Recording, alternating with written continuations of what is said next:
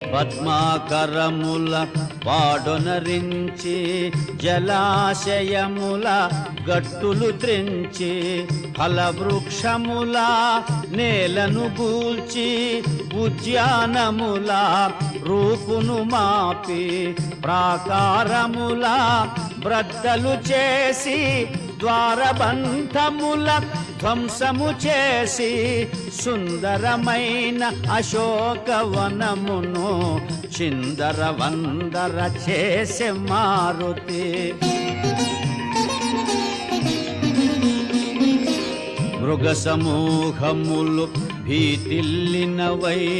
తత్తరపాటుగా పరుగులు తీయగా పక్షుల గుంపులు చెల్లా చెదరై దీనారవముల ఎగిరిపోవగా సీతయున్న శింశుపాతరువు